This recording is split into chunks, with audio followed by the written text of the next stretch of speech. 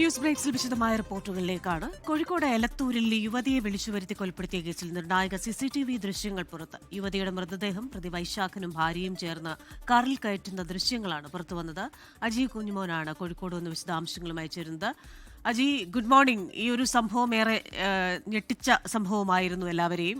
എന്താണ് ഇപ്പോൾ നമുക്ക് നൽകാൻ കഴിയുന്ന വിവരം? ഇപ്പോൾ ഈ CCTV ദൃശ്യങ്ങളിൽ വളരെ വ്യക്തമാണ് വൈശാഖനും ഭാര്യയും ഈ മൃതദേഹവും കാറിൽ കയറ്റുന്നത്.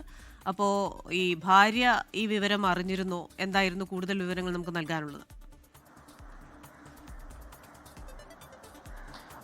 ക്രിസ്റ്റീന, വളരെ ഞെട്ടിക്കുന്ന ഒരു വാർത്ത തന്നെയാണ് രാവിലെ കോഴിക്കോട് എലത്തൂരിൽ നിന്നും വരുന്നത്.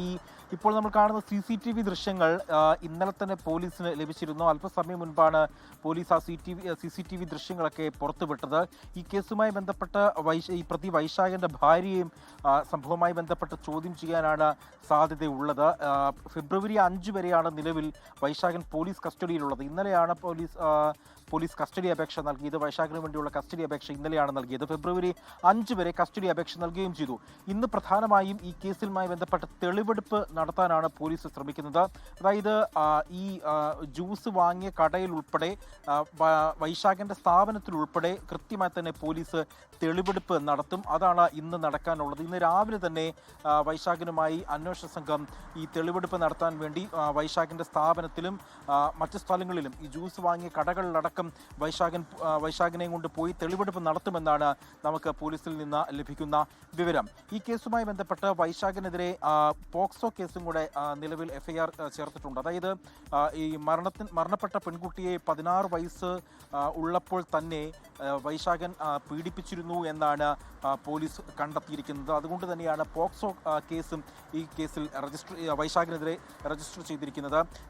അന്വേഷണ സംഘം പ്രധാനമായും ഈ ശാസ്ത്രീയമായ തെളിവുകൾ ശേഖരിക്കുക എന്നുള്ളതാണ് അന്വേഷണ സംഘത്തിന് മുൻപിലുള്ള ഒരു ദൗത്യം എന്ന് പറയുന്നത്. ആ തെളിവുകൾ ശേഖരിക്കാൻ വേണ്ടി, ശാസ്ത്രീയമായിട്ടുള്ള തെളിവുകൾ ശേഖരിക്കുവാനും കൂടുതൽ വ്യക്തത വരുത്താനും വേണ്ടിയാണ് വൈശാഖിനെ ഇന്നലെ ഫെബ്രുവരി 5 വരെ, അതായത് 5 ദിവസത്തേക്ക് പോലീസ് കസ്റ്റഡിയിൽ അന്വേഷണ സംഘം ആവശ്യപ്പെട്ടിരിക്കുകയും ചെയ്യുന്നത്.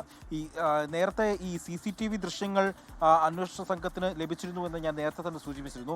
അപ്പോൾ ഈ CCTV ദൃശ്യങ്ങൾ കേന്ദ്രീകരിച്ചുള്ള അന്വേഷണം നേരത്തെ ക്രിസ്റ്റീന സൂചിപ്പിച്ചതുപോലെ തന്നെ വൈശാഖിന്റെ ഭാര്യ ആ കാറിൽ ഉണ്ടായിരുന്നു എന്ന് CCTV ദൃശ്യങ്ങളിൽ നമുക്ക് കാണാൻ കഴിയും. അങ്ങനെയെങ്കിൽ ഭാര്യയും കൂടെ അറിഞ്ഞുകൊണ്ടാണോ ഇത്തരത്തിലൊരു കൊലപാതകം നടന്നിട്ടുള്ളത് എന്നുള്ള കാര്യങ്ങളിലൊക്കെ തന്നെയും വ്യക്തത വരേണ്ടിയിരിക്കുന്നു. അതുകൊണ്ട് തന്നെയാണ് ഈ കേസുമായി ബന്ധപ്പെട്ട് കൂടുതൽ ചോദ്യം ചെയ്യലിലേക്കും അന്വേഷണത്തിലേക്കും പോലീസ് ഇപ്പോൾ നീങ്ങാൻ ശ്രമിക്കുന്നത്. ഏതായാലും എലത്തൂരിനെ ഞെട്ടിച്ച ഒരു കൊലപാതകം തന്നെയായിരുന്നു വൈശാഖൻ നടത്തിയത് എന്നുള്ളതാണ് ഏറ്റവും ഞെട്ടിക്കുന്ന ഒരു വിവരം.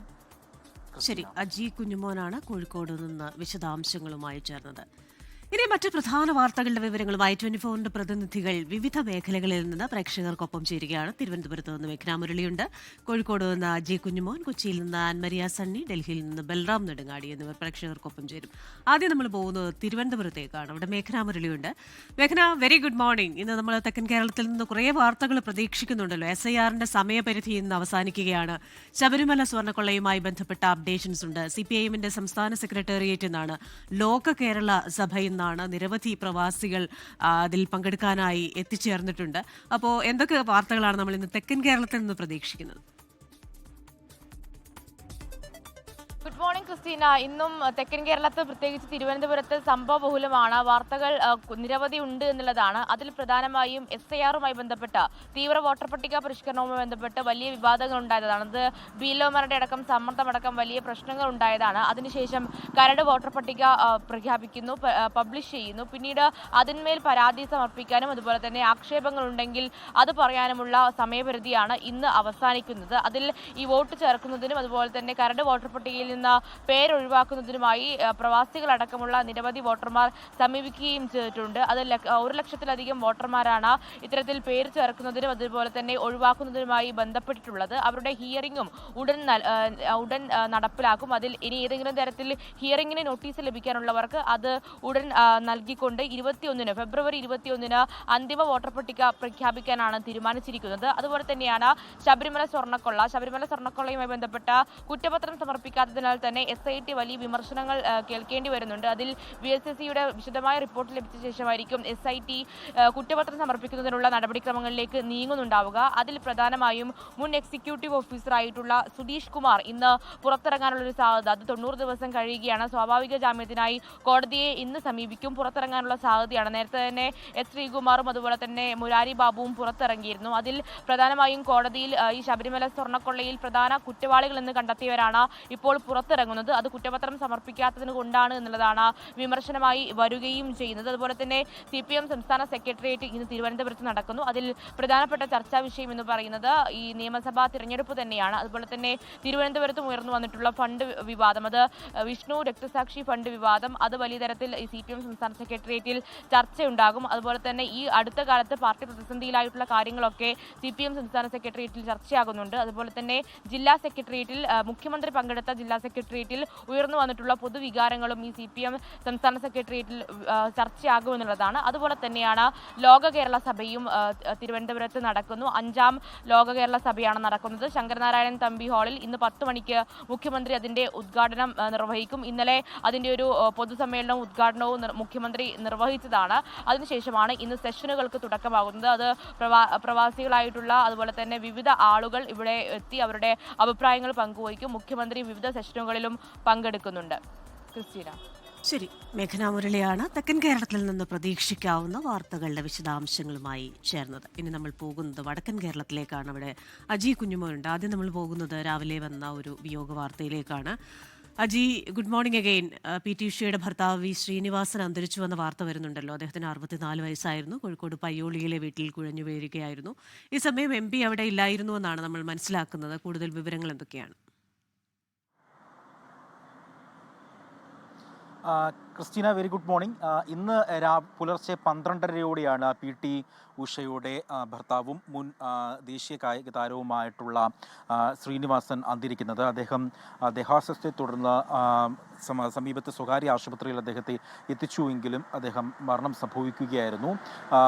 പ്രത്യേകിച്ച് ആരോഗ്യപരമായിട്ട് മറ്റു ബുദ്ധിമുട്ടുകളൊന്നും തന്നെയും അദ്ദേഹത്തിന് ഉണ്ടായിരുന്നില്ല. പെട്ടെന്നുള്ള ഒരു വിയോഗം തന്നെയാണ്. ഈ സംഭവം നടക്കുന്ന സമയത്ത് PT ഉഷ സ്ഥലത്തില്ലായിരുന്നു. അവർ ഡൽഹിയിലാണ്. സംഭവം അറിഞ്ഞതിനു ശേഷം അവർ ഇവിടേക്ക് കോഴിക്കോട്ടേക്ക് തിരിച്ചിട്ടുണ്ട്. സംസ്കാരം പിന്നീടാണ് പയ്യോളിലെ വീട്ടുവളപ്പിൽ പിന്നീടാണ് സംസ്കാരം നടക്കുക. അദ്ദേഹം മുൻ CISFൻ്റെ റിട്ടയർഡ് DYSP ആണ്. മുൻ ദേശീയ കബഡി ടീമിൽ അംഗമായിരുന്നു എന്നുള്ളതാണ് ഏറ്റവും എടുത്തു പറയേണ്ടത്. ഏറെ നാളായി അദ്ദേഹം വിശ്രമ ജീവിതം നയിക്കുക. പയ്യോളിയിലെ വീട്ടിലാണ് അദ്ദേഹം വിശ്രമ ജീവിതം നയിച്ച് പോന്നിരുന്നത്. ഇന്ന് രാവിലെയാണ് ആകസ്മികമായി അദ്ദേഹം മരണപ്പെടുന്നത്. ക്രിസ്റ്റീന. ശരി, അജി, ഒരു വാർത്ത കൂടി അവിടെ നിന്ന് വരാനുണ്ടല്ലോ. അതായത് ഷിംജിത മുസ്തഫയുടെ ഫോണിന്റെ ശാസ്ത്രീയ പരിശോധനാ ഫലം, ഈ ദീപക്കുമായി ബന്ധപ്പെട്ട ആ വീഡിയോ അപ്ലോഡ് ചെയ്യുമ്പോൾ പല വീഡിയോകൾ 2 സമയമായി വന്നിരുന്നു. ഇത് കൂടാതെ കൂടുതൽ വീഡിയോകളുണ്ടോ? ഏത് തരത്തിലാണ് അതിൽ എഡിറ്റിംഗ് നടത്തിയിരിക്കുന്നത്? ഈ കാര്യങ്ങളൊക്കെ വ്യക്തമാകുമല്ലോ ഇതോടെ. തീർച്ചയായും ഷിംജിത വധക്കേസുമായി ബന്ധപ്പെട്ട് കൂടുതൽ ശാസ്ത്രീയ പരിശോധനാ ഫലം ഉടൻ തന്നെ ലഭിക്കേണ്ടതുണ്ട്. ഈ ഫോണിൻ്റെ ശാസ്ത്രീയ പരിശോധനാ ഫലം ലഭിച്ചതിനനുസരിച്ചായിരിക്കും കൂടുതൽ വകുപ്പുകൾ ചുമത്തുക എന്നുള്ള കാര്യത്തിൽ പോലീസ് അന്തിമ തീരുമാനമെടുക്കുക. നമുക്കറിയാം, ഇപ്പോൾ ക്രിസ്റ്റീന നേരത്തെ സൂചിപ്പിച്ചതുപോലെ തന്നെ ഈ ഫോണിൽ എഡിറ്റിംഗ് നടന്നിട്ടുണ്ടോ എന്നുള്ള കാര്യങ്ങളൊക്കെ തന്നെയും പോലീസ് സംശയിക്കുന്നുണ്ട്. ഈ സമൂഹത്തിൽ തന്നെ വലിയ കോളിളക്കം സൃഷ്ടിച്ച ഒരു കേസ് ആയതുകൊണ്ട് തന്നെ പഴുതടച്ചുള്ള ഒരു അന്വേഷണം തന്നെയാണ് പോലീസിന്റെ ഭാഗത്തു നിന്നും നിലവിൽ മുന്നോട്ട് പോകുന്നത്.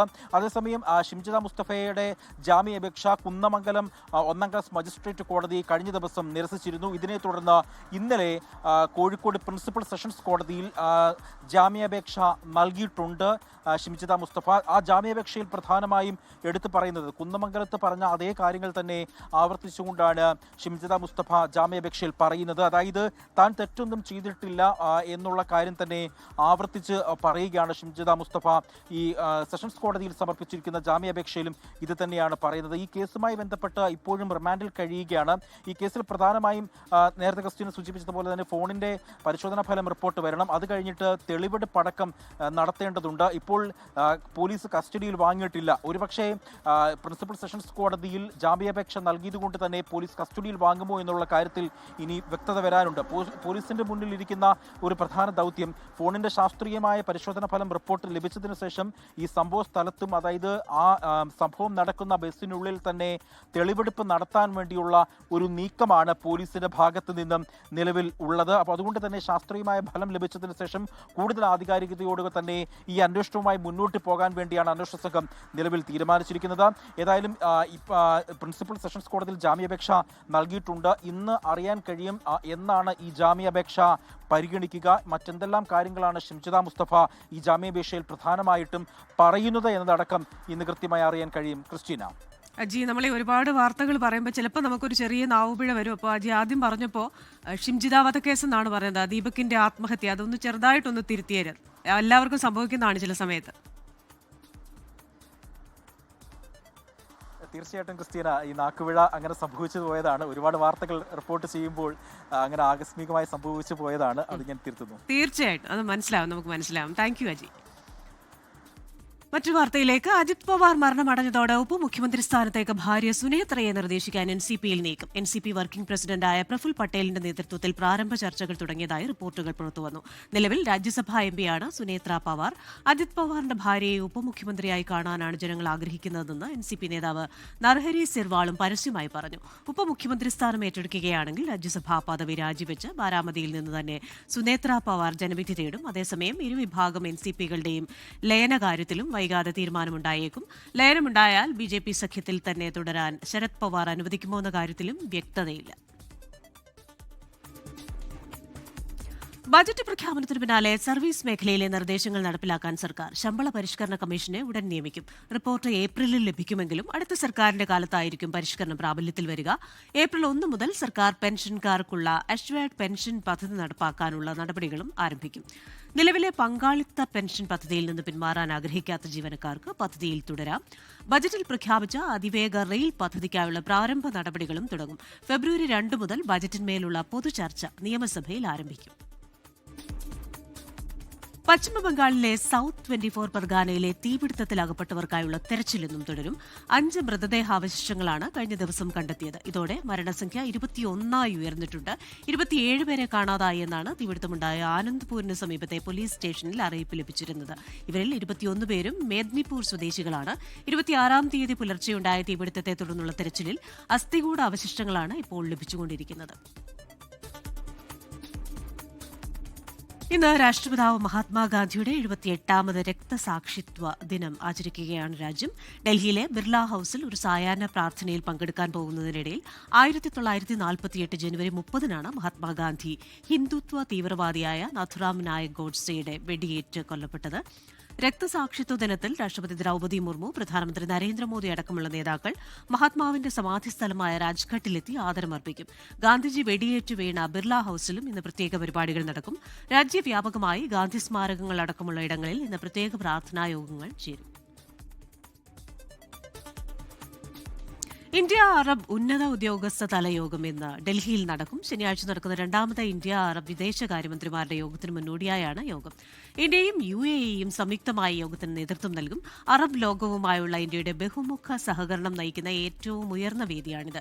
22 അറബ് ലീഗ് അംഗരാജ്യങ്ങളിൽ നിന്നുമുള്ള പ്രതിനിധികൾ, വിദേശകാര്യമന്ത്രിമാർ, സഹമന്ത്രിമാർ, മുതിർന്ന ഉദ്യോഗസ്ഥർ തുടങ്ങിയവർ യോഗത്തിൽ പങ്കെടുക്കും. ആരോഗ്യമന്ത്രി വീണ ജോർജിനെതിരെ കരിങ്കൊടി പ്രതിഷേധം തുടരാൻ യൂത്ത് കോൺഗ്രസ് തിരുവനന്തപുരം ജില്ലാ കമ്മിറ്റി വീണ ജോർജിന്റെ വീട്ടിലേക്ക് മാർച്ച് നടത്തും. യൂത്ത് കോൺഗ്രസിനെതിരായ ആരോഗ്യമന്ത്രിയുടെ പ്രസ്താവനയും വിളപ്പിൽശാല പ്രാഥമിക ആരോഗ്യ കേന്ദ്രത്തിലെ ചികിത്സാ നിഷേധ പരാതിയും മുൻനിർത്തിയാണ് പ്രതിഷേധം. മലപ്പുറം വെട്ടിച്ചിറയിൽ ഇന്നു മുതൽ ടോൾ പിരിവ് ആരംഭിക്കും. രാവിലെ 8 മുതലായിരിക്കും പിരിവ്. ഇതിനു മുന്നോടിയായുള്ള ട്രയൽ റൺ പൂർത്തിയായി. അതേസമയം ടോൾ പിരിവിനെതിരെ മുസ്ലിം ലീഗ് രംഗത്ത് വന്നു. കോട്ടക്കൽ, തിരൂർ നിയോജക മണ്ഡലങ്ങളിലെ മുസ്ലിം ലീഗ് ജനപ്രതിനിധികളും നിയോജക മണ്ഡലം മുനിസിപ്പൽ പഞ്ചായത്ത് ഭാരവാഹികളും ടോൾ ബൂത്തിനു മുന്നിൽ സമരം നടത്തും. ദേശീയപാതയുടെ നിർമ്മാണം പൂർത്തിയാക്കാതെ ടോൾ പിരിക്കാനുള്ള നീക്കം ജനങ്ങളോടുള്ള വെല്ലുവിളിയാണെന്ന് മുസ്ലിം ലീഗ് പറയുന്നു. ജില്ലയിലെ ഏക ടോൾ പ്ലാസയാണ് വെട്ടിച്ചിറയിലേത്. കടുത്ത തണുപ്പ് മൂലം അടുത്ത ഒരാഴ്ച കാലത്തേക്ക് യുക്രൈൻ നഗരങ്ങളിലേക്കുള്ള ആക്രമണം നിർത്തിവെക്കാൻ റഷ്യൻ പ്രസിഡന്റ് വ്ളാഡിമിർ പുടിൻ സമ്മതിച്ചതായി American president Donald Trump. Ukraine president Volodymyr സെലൻസ്കിയെ സമാധാന ചർച്ചകൾക്കായി മോസ്കോയിലേക്ക് ക്ഷണിച്ച് റഷ്യ. ഇരു രാജ്യങ്ങളും യുദ്ധ തടവുകാരെ കൈമാറിയതിനു പിന്നാലെയാണ് പുതിയ സംഭവ വികാസം. ഊർജ്ജ അടിസ്ഥാന സൌകര്യങ്ങൾക്ക് നേരെയുള്ള ആക്രമണം ഇരുപക്ഷവും അവസാനിപ്പിക്കാൻ സമ്മതിച്ചതായി നേരത്തെ റിപ്പോർട്ടുകളുണ്ടായിരുന്നു. കഴിഞ്ഞ ആഴ്ച അബുദാബിയിൽ നടന്ന റഷ്യ, യുക്രൈൻ, അമേരിക്ക ത്രികക്ഷി സമാധാന കരാർ ഉറപ്പാക്കാനുള്ള ശ്രമങ്ങൾക്ക് ആക്കം പകർന്നിരുന്നു.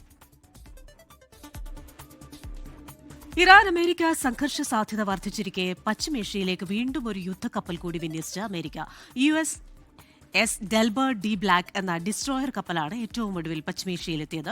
നിലവിൽ 6 ഡിസ്ട്രോയറുകളും USS എബ്രഹാം ലിങ്കൺ വിമാനവാഹിനി കപ്പലും നിരവധി ചെറു പോർക്കപ്പലുകളും അടക്കം വമ്പൻ കപ്പൽപ്പടയാണ് ഇറാൻ ആക്രമണം പദ്ധതിയിട്ട് അമേരിക്ക എത്തിച്ചിട്ടുള്ളത്. ഇറാന്റെ അർദ്ധസൈനിക വിഭാഗമായ ഇസ്ലാമിക് റവല്യൂഷണറി ഗാർഡിനെ ഭീകര സംഘടനകളുടെ പട്ടികയിൽ ഉൾപ്പെടുത്തി യൂറോപ്യൻ യൂണിയൻ. സർക്കാർ വിരുദ്ധ പ്രക്ഷോഭങ്ങളെ റവല്യൂഷണറി ഗാർഡിനെ ഉപയോഗിച്ച് ഇറാൻ അടിച്ചമർത്തിയതിന് പിന്നാലെയാണ് നടപടി. കാനഡയിൽ നിന്നും അമേരിക്കയിലേക്ക് ഇറക്കുമതി ചെയ്ത് വിൽക്കുന്ന എല്ലാ വിമാനങ്ങൾക്കും 50% തീരുവ ചുമത്തുമെന്ന് അമേരിക്കൻ പ്രസിഡന്റ് ഡൊണാൾഡ് ട്രംപ് സമൂഹമാധ്യമത്തിൽ. കനേഡിയൻ വിമാന നിർമ്മാതാക്കളായ ബോംബാർഡിയർ അടക്കം കാനഡയിൽ നിർമ്മിക്കുന്ന വിമാനങ്ങളുടെ സർട്ടിഫിക്കറ്റ് റദ്ദാക്കുമെന്നും ട്രംപ്. അമേരിക്കൻ വിമാന നിർമ്മാതാക്കളായ ഗൾഫ് സ്ട്രീം എയ്റോസ്പേസ് നിർമ്മിച്ച ബിസിനസ് ജെറ്റുകൾ സർട്ടിഫൈ ചെയ്യാൻ കാനഡ വിസമ്മതിച്ചതിനെ തുടർന്നാണ് ട്രംപിന്റെ ഭീഷണി. ഗൾഫ് സ്ട്രീമിന് ഉടൻ സർട്ടിഫിക്കറ്റ് നൽകിയില്ലെങ്കിൽ ഇത് പ്രാബല്യത്തിൽ വരുമെന്നും സർട്ടിഫിക്കറ്റ് നൽകുന്നതുവരെ അമേരിക്കയ്ക്ക് കാനഡ വിൽക്കുന്ന എല്ലാ വിമാനങ്ങൾക്കും 50% തീരുവ ചുമത്തുമെന്നുമാണ് ട്രംപ് പറയുന്നത്. 2020 ക്രിക്കറ്റ് ആവേശത്തിൽ തിരുവനന്തപുരം കാര്യവട്ടം ഗ്രീൻഫീൽഡ് സ്റ്റേഡിയം നാളെ വൈകിട്ട് 7 മണിക്കാണ് ഇന്ത്യ ന്യൂസിലൻഡ് 2020 പരമ്പരയിലെ അവസാന മത്സരം. മത്സരത്തിനായി ഇന്ത്യ ന്യൂസിലൻഡ് ടീം അംഗങ്ങൾ ഇന്നലെ തിരുവനന്തപുരത്തെത്തി. ഇന്ന് രാവിലെ 9 മണിയോടെ ഇന്ത്യൻ ടീം അംഗങ്ങൾ ശ്രീപത്മനാഭസ്വാമി ക്ഷേത്രം സന്ദർശിക്കും. തുടർന്നായിരിക്കും ഇരു ടീമുകളുടെയും പരിശീലനം. മലയാളി ആരാധകർ സഞ്ജു സാംസന്റെ വമ്പൻ തിരിച്ചുവരവ് ഉറ്റുനോക്കുന്നു. ഹോം ഗ്രൗണ്ടിൽ സഞ്ജുവിന് മികച്ച പ്രകടനം കാഴ്ചവെക്കാനാകുമെന്നാണ് പ്രതീക്ഷ. കൊല്ലം കൊട്ടാരക്കര മേലില ഗ്രാമപഞ്ചായത്തിന്റെ ആഭിമുഖ്യത്തിൽ സ്പെഷ്യൽ ഗ്രാമസഭ നടത്തി. ഗ്രാമപഞ്ചായത്ത് പ്രസിഡന്റ് അജിത് കുമാർ അധ്യക്ഷനായ മേരി ഗാവോ മേരി ധരോഹർ എന്ന പരിപാടിയിൽ പ്രശസ്ത നാദസ്വര വിദ്വാൻ Vettikkavala KN Sasikumar, cinema mimicry താരം സതീഷ് വെട്ടിക്കവല, ഹാസ്യതാരം രഞ്ജിത്ത് ചെങ്ങമനാട് എന്നിവരും പങ്കെടുത്തു. കേരളത്തിലെ പ്രമുഖ ബിൽഡേഴ്സായ വർമ്മ ഹോംസിന്റെ പുതിയ പദ്ധതികളുടെ ഉദ്ഘാടനവും 9 വർഷത്തെ ജൈത്രയാത്രയുടെ ആഘോഷവും കൊച്ചിയിൽ നടന്നു. സെലിബ്രേഷൻ ഓഫ് ലെഗസി എന്ന പേരിൽ നടത്തിയ പരിപാടി ഗായിക KS ചിത്ര ഉദ്ഘാടനം ചെയ്തു. 9 വർഷം കൊണ്ട് ഒരുപാട് പേരുടെ വീടെന്ന സ്വപ്നം സാക്ഷാത്കരിച്ച വർമ്മ ഹോംസിന്റെ വിജയാഘോഷവും പുതിയ പദ്ധതികളുടെ ഉദ്ഘാടനവുമാണ് കൊച്ചിയിൽ നടന്നത്. കൊച്ചി ഗോകുലം കൺവെൻഷൻ സെന്ററിൽ നടന്ന പരിപാടിയിൽ നിർമ്മാണം പൂർത്തിയായ 5 പ്രൊജക്ടുകളുടെ കൈമാറ്റവും 4 പുതിയ പ്രൊജക്ടുകളുടെ ഉദ്ഘാടനവും നടന്നു. ഗായിക KS ചിത്രയാണ് പരിപാടി ഉദ്ഘാടനം ചെയ്തത്. കമ്പനിയുടെ ഏറ്റവും പുതിയ പദ്ധതിയായ വെൽനസ് വില്ലേജിന്റെ ലോഗോയും പരിപാടിയിൽ പുറത്തിറക്കി.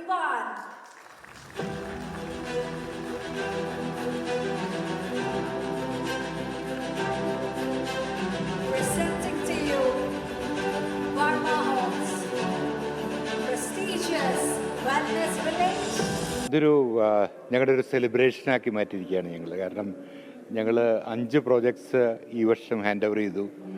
4 പ്രോജക്റ്റ് ഇപ്പോൾ ലോഞ്ച് ചെയ്യുന്നു. പുതിയ കുറച്ച് പ്രോജക്ട്സ് വരാനായിട്ടുണ്ട്. അതിനേക്കാട്ടിലുപരി എന്താ പറയണ്ടേ, നമ്മുടെ പുതിയൊരു കൺസെപ്റ്റ്, ഒരു പുതിയൊരു വെർട്ടിക്കലായിട്ട് നമ്മൾ തുടങ്ങുന്നുണ്ട്. That is the senior citizen living എന്ന് പറയുന്നത്.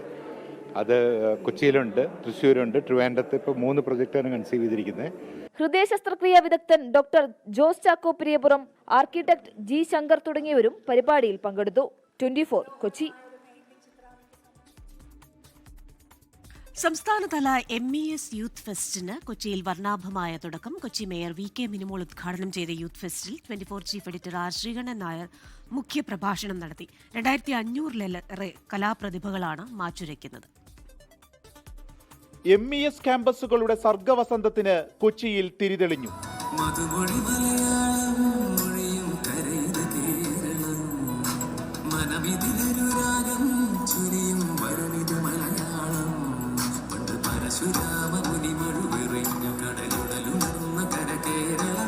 മുസ്ലിം എഡ്യൂക്കേഷണൽ സൊസൈറ്റിയുടെ ഡയമണ്ട് ജൂബിലി ആഘോഷങ്ങൾക്ക് മാറ്റുകൂട്ടിയാണ് സംസ്ഥാനതല MES യൂത്ത് ഫെസ്റ്റ് നടക്കുന്നത്.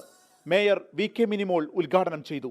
24 chief editor R Sreekandan Nair മുഖ്യപ്രഭാഷണം നടത്തി. സ്വന്തം നേതൃത്വം ഉറപ്പിക്കുവാനും സ്വന്തം കാൽക്കീഴിലെ മണ്ണ് ചോർന്നു പോകാതിരിക്കുവാനും സ്വാർത്ഥമോഹികളായ ഒരു സംഘം ആളുകൾ കേരളത്തിൽ പച്ചയായ വർഗീയത പറയുന്നു എന്നതാണ് യാഥാർത്ഥ്യം. സാധാരണ മനുഷ്യർക്ക് എന്ത് വർഗീയത? എൻ്റെ തന്നെ ടെലിവിഷൻ ചാനലിലെ ഡയറക്ടർ ബോർഡിൽ എല്ലാ സമുദായക്കാരും ഉണ്ട്. അവിടെ എന്ത് വർഗീയത? അപ്പോൾ സാധാരണ മനുഷ്യനല്ല വർഗീയത പറയാൻ താല്പര്യവും ഒക്കെ തന്നെ. മതേതരത്വത്തിന്റെയും സ്ത്രീ ശാക്തീകരണത്തിന്റെയും വലിയ സന്ദേശമാണ് കലാമേള നൽകുന്നതെന്ന് അധ്യക്ഷ പ്രസംഗത്തിൽ MES സംസ്ഥാന അധ്യക്ഷൻ ഡോക്ടർ PA ഫസൽ ഗഫൂർ. കലാ സാഹിത്യ രംഗത്തും എല്ലാ രംഗങ്ങളിലും ഞങ്ങൾ സ്ത്രീ ശാക്തീകരണത്തിന് വേണ്ടിയിട്ട് പ്രവർത്തിക്കുന്ന ഒരു സംഘടനയാണ്. ഈ സെക്കുലാരിസ്റ്റിന്റെ ബാധ എന്നുള്ള സംഘടന 60ാം വാർഷികമാണ് കൊണ്ടാടുന്നത്. MES സംസ്ഥാന സെക്രട്ടറി ഡോക്ടർ റഹീം ഫസൽ, ചലച്ചിത്ര താരങ്ങളായ ജയൻ ചേർത്തല, സാനിയ ഇയ്യപ്പൻ, സംഗീത സംവിധായകൻ RK ദാമോദരൻ, TK അഷ്റഫ് തുടങ്ങിയവർ പങ്കെടുത്തു. കലോത്സവം നാളെ സമാപിക്കും. 24 കൊച്ചി. മഹാരാഷ്ട്ര ഉപമുഖ്യമന്ത്രി അജിത് പവാറിന്റെ മരണത്തിന് കാരണമായ വിമാനാപകടത്തിന് മാസങ്ങൾക്ക് മുൻപേ സ്വകാര്യ ചാർട്ടർ വിമാനങ്ങൾക്ക് കർശന പരിശോധന വേണമെന്ന് മുന്നറിയിപ്പ് നൽകിയതായി റിപ്പോർട്ട്. ഇന്ത്യയുടെ സിവിൽ ഏവിയേഷൻ സുരക്ഷാ ചട്ടക്കൂടിലെ ഗുരുതര വിടവുകളെക്കുറിച്ച് പാർലമെന്ററി സ്റ്റാൻഡിംഗ് കമ്മിറ്റിയാണ് മുന്നറിയിപ്പ് നൽകിയത്. വിവരങ്ങളുമായി ബൽറാം നെടുങ്ങാടിയാണ് ഡൽഹിയിൽ നിന്ന് ചേരുന്നത്. Balram, good morning again. ഇപ്പോൾ ഈ മട്ടിലൊരു മുന്നറിയിപ്പ് നേരത്തെ തന്നെ പാർലമെന്ററി സ്റ്റാൻഡിംഗ് കമ്മിറ്റി നൽകിയിരുന്നു. ഇപ്പോൾ വിടവാങ്ങിയത് പ്രധാനപ്പെട്ട ഒരു നേതാവാണ്. അപ്പോൾ ഇങ്ങനെ ഒരു അപകടം ഒഴിവാക്കാമായിരുന്നതാണ് ആ മുന്നറിയിപ്പ് സ്വീകരിച്ചിരുന്നെങ്കിൽ, അല്ലെങ്കിൽ ജാഗ്രത പാലിച്ചിരുന്നെങ്കിൽ എന്നാണോ നമ്മൾ മനസ്സിലാക്കേണ്ടത്?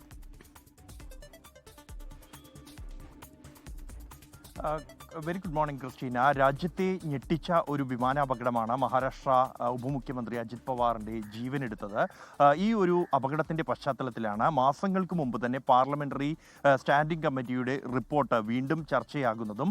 ഈ റിപ്പോർട്ട് എന്നുള്ളത് ജൂണിൽ നടന്ന എയർ ഇന്ത്യ വിമാന അപകടവുമായി ബന്ധപ്പെട്ട് അതിൻ്റെ ഒരു സമയത്ത് രൂപീകരിച്ച സമിതിയാണ് ഈ വ്യോമയാന മേഖലയിലെ സുരക്ഷാ പാളിച്ചകൾ ഉൾപ്പെടെയുള്ള കാര്യങ്ങൾ പരിശോധിച്ച ശേഷം റിപ്പോർട്ട് സമർപ്പിച്ചത്. ഗുരുതരമായ സുരക്ഷാ പാളിച്ചകൾ ഇത്തരത്തിൽ ചാർട്ടേഡ് വിമാന സർവീസുകളിൽ ഉണ്ട് എന്നായിരുന്നു സമിതിയുടെ കണ്ടെത്തൽ.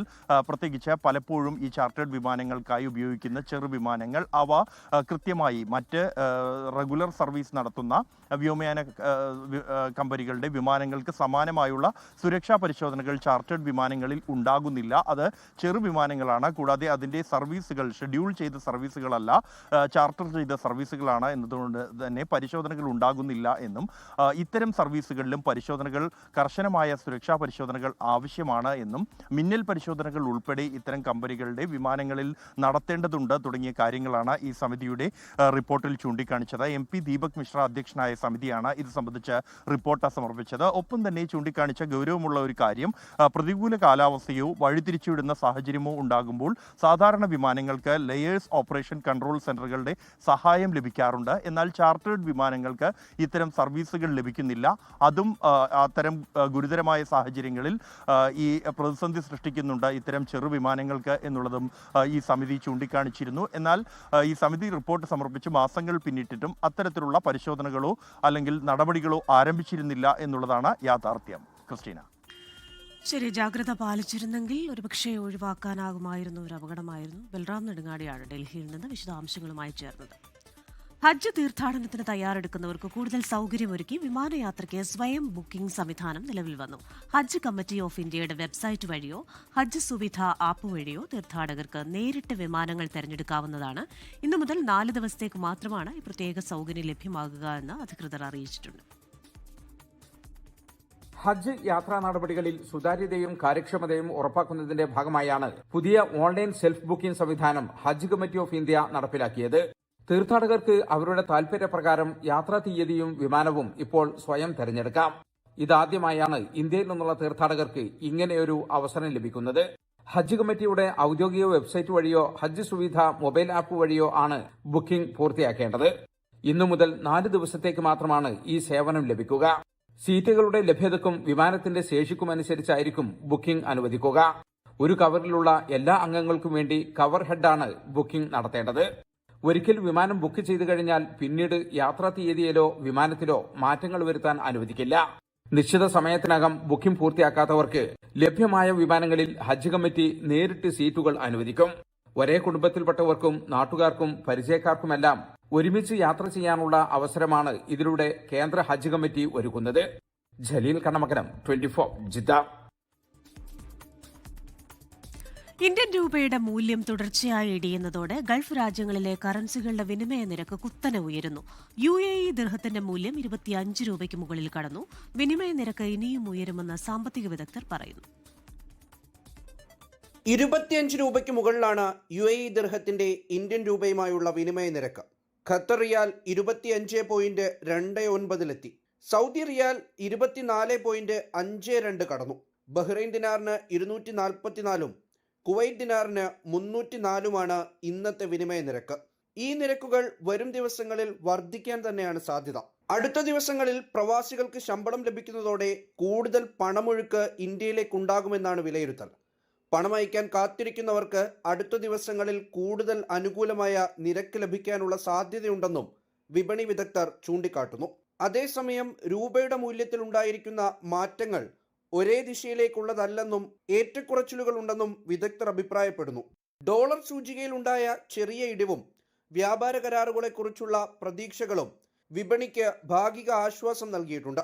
ആഗോള പലിശ നിരക്കുകളിലെ മാറ്റം, വിദേശ നിക്ഷേപം പിൻവലിക്കപ്പെടുന്നത്, ഉയർന്ന ഇറക്കുമതി ചെലവ്, ഡോളറിനായി കമ്പനികൾക്കിടയിൽ നടക്കുന്ന മത്സരം എന്നിവയാണ് രൂപയെ കൂടുതൽ സമ്മർദ്ദത്തിലാക്കുന്ന പ്രധാന ഘടകങ്ങളെന്ന് സാമ്പത്തിക വിദഗ്ധർ ചൂണ്ടിക്കാട്ടുന്നു. 24 ദുബായ്. തെരഞ്ഞെടുപ്പ് ഒരുക്കങ്ങൾ വിലയിരുത്താൻ കേന്ദ്ര ആഭ്യന്തരമന്ത്രി അമിത് ഷാ അസമിലെത്തി. ദിബ്രുഗഡിൽ അസം നിയമസഭയുടെ 2ാമത്തെ സമുച്ചയത്തിന്റെ ശിലാസ്ഥാപനം അമിത് ഷാ നിർവഹിക്കും. ഖാനിക്കർ മൈതാനത്ത് പൊതുറാലിയെ കേന്ദ്ര ആഭ്യന്തരമന്ത്രി അഭിസംബോധന ചെയ്യും. വിവരങ്ങളുമായി വീണ്ടും ചേരുകയാണ് ബൽറാം നെടുങ്ങാടി ഡൽഹിയിൽ നിന്ന്. Balram, good morning again. ഇപ്പോൾ കഴിഞ്ഞ ദിവസം അസം മുഖ്യമന്ത്രി ഹിമന്ത ബിശ്വ ശർമ്മയുടെ ചില വിവാദ പരാമർശങ്ങളൊക്കെ വന്നിരുന്നു SIR-മായി ബന്ധപ്പെട്ട്. അതിനുശേഷം ഇപ്പോൾ കേന്ദ്ര ആഭ്യന്തരമന്ത്രി തെരഞ്ഞെടുപ്പ് മുന്നിൽ കണ്ടുകൊണ്ടുള്ള ഒരു സന്ദർശനം, ചില പരിപാടികൾ, ഏത് രീതിയിലായിരിക്കും ഇന്നത്തെ അജണ്ട?